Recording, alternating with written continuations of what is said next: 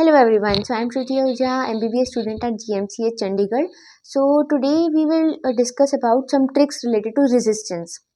I know you would be thinking it is a very easy topic to understand because resistance, what is it? Series combination, parallel combination, but understand this is the basis and this is the foundation for your more topics which are having high weightage in the NEET or JEE or any exam of related to such topics, right?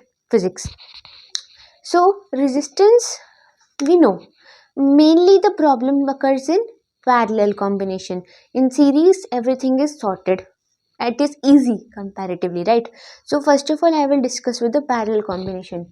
So in parallel combination the basic formula we have is R1 R2 by R1 plus R2. This is the easiest formula we can use to solve anything. But let's come to some except than tricks. Other than tricks, let's move on to some like thinking based, creative thinking based solving the resistance questions. So we are having here R1 R2 by R1 plus R2, right? This is the easiest, but when you get some questions like related to power, the heat and all, find the current flowing through the arm or find the voltage in series. So this is the main problem which occurs while solving the questions. And if your competitors know the trick, they are ahead of you in the exam, right? So first of all think that if I am having some resistance here and some resistance here, so if it is 10 ohm and this is 5 ohm and 10 ampere current is flowing through the main branch, so 5 ohm and 10 ohm. So if then suppose that through the 10 ohm I am having x ampere current, and you know resistance is opposition to the flow of current, so higher the resistance lower is the current. So I have taken it the higher resistance arm as x ampere so that it is easier in calculation. And so if such a high resistance is allowing x ampere current to flow, then if I half the resistance then current will double, because we know I is inversely proportional to R if the voltage is constant. In parallel combination we can say, so if I add on 2x plus x, I will get 3x and that is equal to 10 ampere. So that will be 10 by 3 in this arm and 20 by 3 in this arm. So I hope this easy trick to find the current flowing is good one, right? So let's try it with some other example to make you understand better.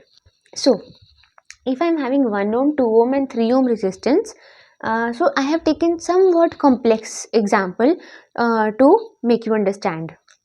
So 1 ohm, 2 ohm and 3 ohm are resistance and the current through the main branch is 5 ampere. So what first step is, just take the highest resistance to be x.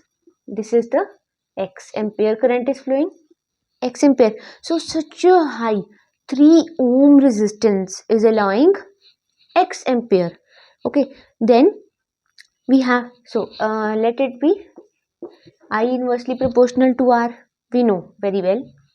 So if I is inversely proportional to R, then if x is through 3 ampere, then through 1 what will be there? That will be 3 times of x. So you can also think like this, that what will I multiply with 1 so that I get 3? Understood? So I am multiplying here 3, so I am getting 3. Okay, 1 into 3 is equals to 3. What will I multiply with 2 so that I get 3? That's very easy. 3 by 2, and this is 3 by 2 x ampere. So I hope this method is also very easy, and if I add on these 3 I will get 5 ampere, and then I will find the x and then I will put it in these 3 and I will get the current through it. Now let's move on to the series combination. So now we will start with the series combination with the easier example and then move on to the difficult one. So let it be the 15 volt. Okay, battery is connected with two resistance 5 and 10. Just try to apply this technique first on easier example, and that will help you in difficult examples, right? So for example, I'm having here, you can see 15 volt, 5 and 10. So think, higher the resistance, more is the voltage drop, right? If the resistance is high, but if the current is constant through both of them, because if I'm having like high opposition to the current flow, then I will drop the voltage more, or we can say the double the resistance will offer double voltage drop, so that will be 2x volt. If I will add on and then equate to this, I will get the x and the respective voltage drops. So now let's move on to some complex example. If I'm having 5 volt battery, 1 ohm, 2 ohm and 3 ohm resistance, then first what will I take? The higher one or lower one? The lower one. So it will be x, then 2x and then 3x. It's comparatively simpler again. So if I will add on and then equate to 5, I will get the x and respective voltage drops.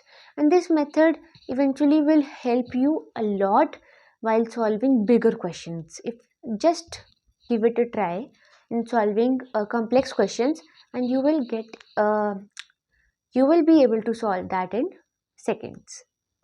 If you like this trick, then do subscribe to the channel and